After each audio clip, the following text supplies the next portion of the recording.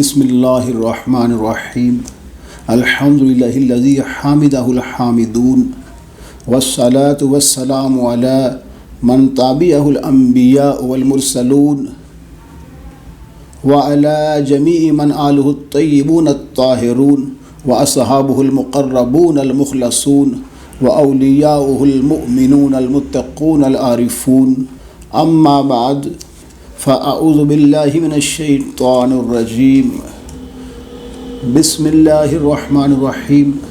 اللہ قدوس کی توفیق سے، اس کے خاص فضل و احسان سے ہم احباب نے درس مثنوی شریف کا آغاز کیا ہے۔ پہلی قسط میں ہم مختصر تعارف اور اس کتاب کی اہمیت پیش کر رہے ہیں۔ برادران مکرم، حضرت رومی رحمہ اللہ کا نام ہے محمد اور آپ کا لقب ہے جلال الدین، اور آپ کو اللہ کو نے شہرت جو عطا فرمائی وہ مولا روم کے نام سے عطا فرمائی ہے، مولانا روم کے نام سے عطا فرمائی۔ اس کتاب کی وجہ تسمیہ یہ ہے کہ آپ کے مرید حضرت حسام الدین رحمہ اللہ نے ایک دن آپ کی خدمت میں عرض کیا کہ آپ ایک کتاب لکھیں منطق الطیر کے طور پر یا اس کے طریقہ پر، جس کے مصنف حضرت فرید الدین عطار رحمہ اللہ ہے۔ تو جناب پیر رومی رحمہ اللہ فرمائے لگے مجھے بھی رات اس بات کا خیال آیا ہے،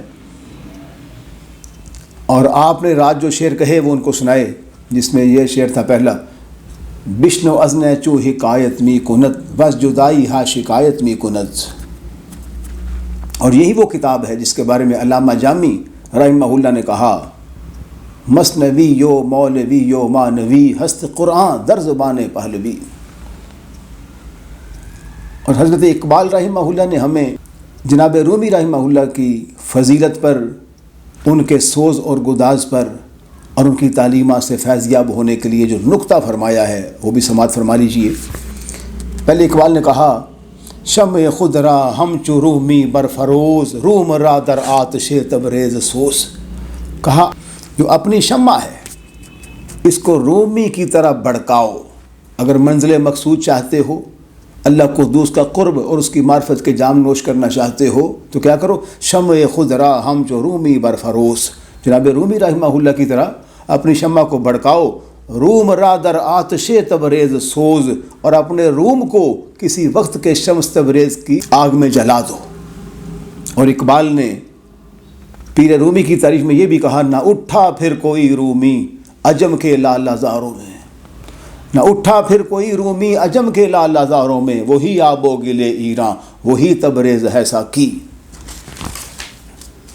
اور اقبال نے اپنے کلام میں جہاں لکھا پیر و مرید کے عنوان سے، جس میں اپنے آپ کو مرید ہندی کہا اور جناب رومی کو پیر رومی کہا، وہاں پر ایک بڑا کمال کا نقطہ موجود ہے۔ چونکہ ہم چاہتے ہیں کہ ہمارے سامعین اور ہم اللہ کے فضل و کرم سے اس کتاب سے کما حق و فیض یاب ہو سکیں، تو ایک نقطہ بڑا اہم ہے۔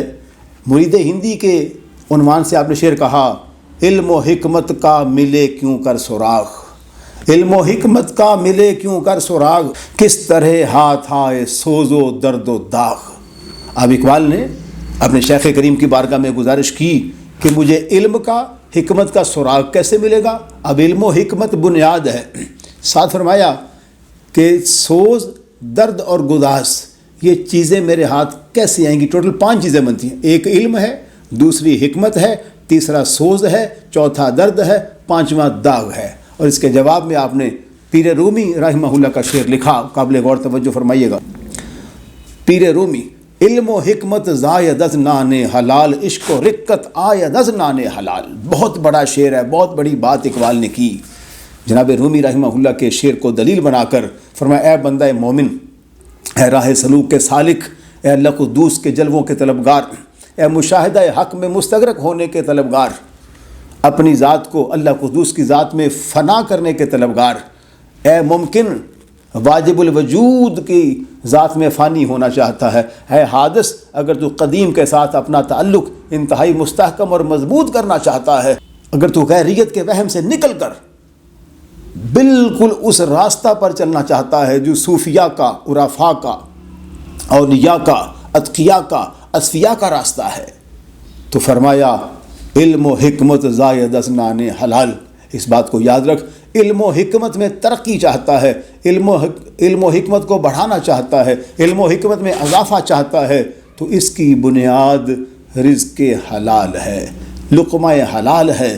اگر لقمہ حلال تجاوز فرمائے گا تو اللہ قدوس تجھے علم بھی عطا کرے گا، اللہ قدوس تجھے حکمت بھی عطا فرمائے گا، اور آگے بہت بڑی دولت، بہت بڑی نعمت کیا، عشق و رقت آئے دستگان حلال کہا۔ اگر تو عشق حقیقی کا طلبگار ہے، رقیق القلبی کا طلبگار ہے کہ رقت تجھے نصیب ہو جائے، تو پھر بھی تجھے پہ لازم ہے کہ تو رزق حلال کو اپنی بنیاد بنائے۔ اور اقبال نے دوسرے مقام پہ کہا نا، اے طائر لاہوتی، اس رزق سے موت اچھی جس رزق سے آتی ہو پرواز میں کوتاہی۔ اللہ قدوس کی بارگاہ میں دعا ہے کہ مالک الملک آپ کو اور ہم کو اس خزینہ معرفت سے فیض یاب ہونے کی توفیق عطا فرمائے۔ احباب آپ بھی دعا کیجئے، اللہ قدوس ہمیں اس مقصد میں، اس مشن میں کامیاب فرمائے، اور مولانا رحمہ اللہ کے فیض و برکات سے اللہ قدوس ہمارے زنگ آلود دلوں کا زنگ دور فرما کر ان کو نور علی نور فرمائے۔